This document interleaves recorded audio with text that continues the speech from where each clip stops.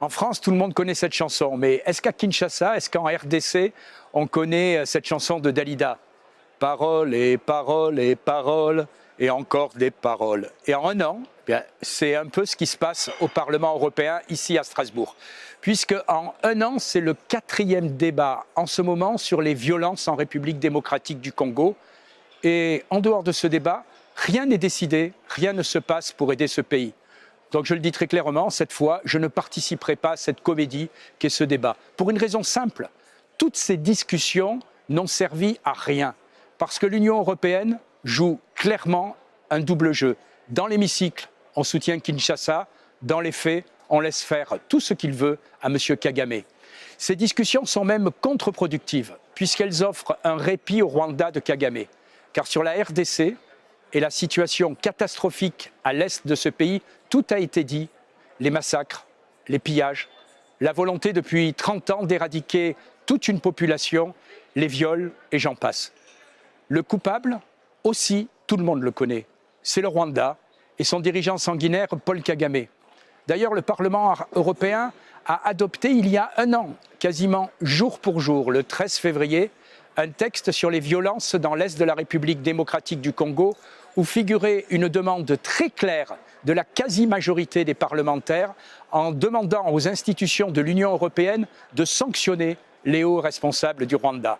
Évidemment, la Commission n'a rien fait.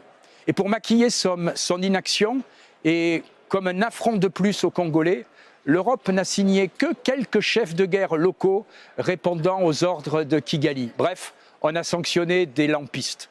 Pourtant, l'Union européenne peut prendre de vraies sanctions quand elle veut, comme celle par exemple que Bruxelles sait prendre contre la Russie. Il faut interdire les visas pour les dignitaires rwandais, geler leur avoir et annuler les partenariats européens qui nous lient à Kigali.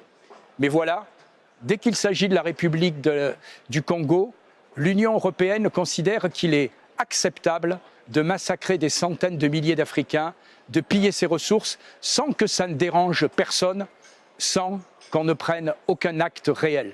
Rendez-vous compte, l'Union européenne n'a toujours pas annulé son accord de 2024 avec le Rwanda sur les approvisionnements en matières premières, alors que toute la communauté internationale a prouvé que ces matériaux rares sont volés par Kagame et le Rwanda à la population congolaise. Ce double jeu de l'Union européenne doit cesser. Cette hypocrisie devient inadmissible. Ça doit cesser immédiatement car ça commence vraiment à devenir suspect.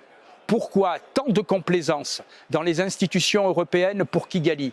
Va-t-on découvrir un jour à Bruxelles un Rwanda Gate comme on a découvert le scandale de la corruption du Qatar Gate? Alors si l'Europe veut dissiper tous ces soupçons, la seule réponse crédible de la Commission européenne, ce sont des sanctions dures et efficaces contre le Rwanda, contre Kagame, contre sa famille. Car sans acte, les paroles de l'Europe ne sont toujours que des paroles. Le débat derrière moi continue, mais rien ne le suivra. C'est assez si on respecte un tout petit peu les Congolais et les massacres qu'ils subissent.